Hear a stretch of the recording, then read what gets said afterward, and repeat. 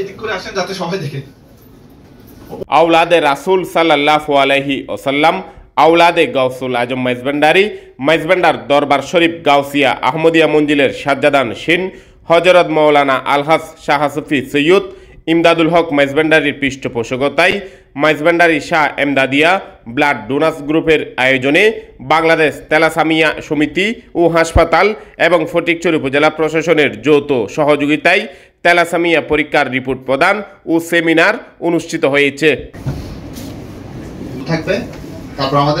শনিবার সকালে মাইজভান্ডার শাহ এমদাদিয়া মঞ্জিলের সভাকক্ষে আয়োজিত অনুষ্ঠানে সভাপতিত্ব করেন আওলাদে রাসূল সাল্লাল্লাহু আলাইহি ওয়াসাল্লাম ও মঞ্জিলের নায়েবে সাজ্জাদান শিন শাহজাদা সৈয়দ ইরফানুল হক মাইজভান্ডারী।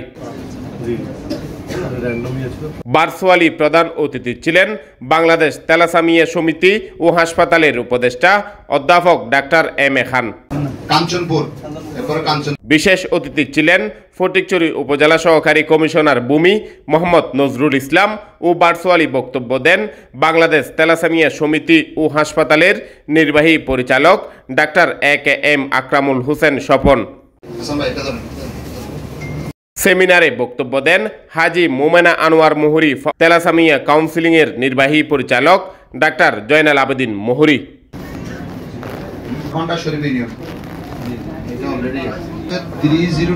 জান্নাতুল আরওয়াহ আজকে প্রথম শুনছেন? আপনার বিয়ে হবে, এটা আপনি পুরুষ বা নারী যে হয়ে থাকেন না।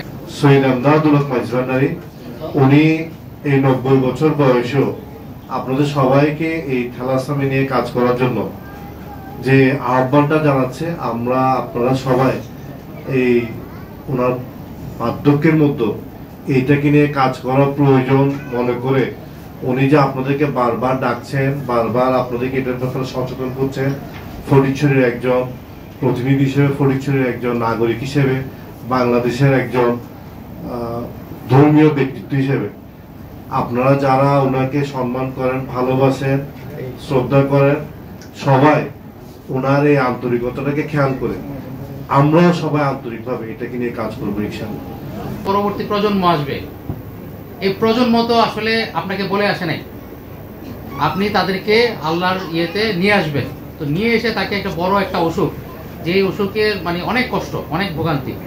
আমি নিজে একাধিক পেশেন্টকে দেখেছি এবং আমি নিজে এই ব্যাপারটা সম্বন্ধে মোটামুটি জানি। আপনারা আসলে আমার নিজের একজন ব্যাচমেট আছে যে হলো এই রোগে মারা গিয়েছে। আমি যখন ভার্সিটিতে পড়েছি, একদম আমার প্রথম সেমিস্টারে সে বুয়েটে ভর্তি হয়েছে, তার স্বপ্ন ছিল বুয়েটে ভর্তি হওয়া, এবং আমাদের প্রথম সেমিস্টারের মাঝামাঝিতে এই জিনিসটা হয়েছে। তো এটা আসলে যখন আমরা নিয়মগুলো মানবো না তখন এটা অনেক ভয়াবহ, কিন্তু আমরা যদি নিয়ম মানি তাহলে কিন্তু কন্ট্রোল করা যাচ্ছে। তো এরকম ওষুধ কিন্তু খুব বেশি নাই, যেটা হলো আপনি আসলে আপনার পরবর্তী প্রজন্মকে এই ওষুধটা দিবেন কি দিবেন না এটা আপনার হাতে আছে। বাংলাদেশ যেটা ঢাকা থেকে যারা আসছিলেন ওনারা সেদিন উপস্থিত ছিলেন, ওনারা এই পরীক্ষাগুলো ঢাকাতে করে রিপোর্টটা পাঠিয়েছেন, আমার মোবাইলেও পাঠিয়েছেন, এখানেও দেওয়া হয়েছে। আপনারা অনেকে এখানে বাহক, যারা বাহকের পাইয়েছেন সবাই কি ভয় পেয়ে গেছেন নাকি? হ্যাঁ, অনেকে দেখলাম যে রিপোর্ট নেওয়ার সময় মন অনেক খারাপ। কারণ কি? এখানে আছে কেউ বাহক? কে কে আছে দেখি, হাত তোলেন। অনেক বাহক আছে। আচ্ছা, কোন রোগী আছে? একজন রোগী থাকলে একটু সামনে পাঠান, রোগী থাকলে একটু পাঠান, একজন অভিভাবক।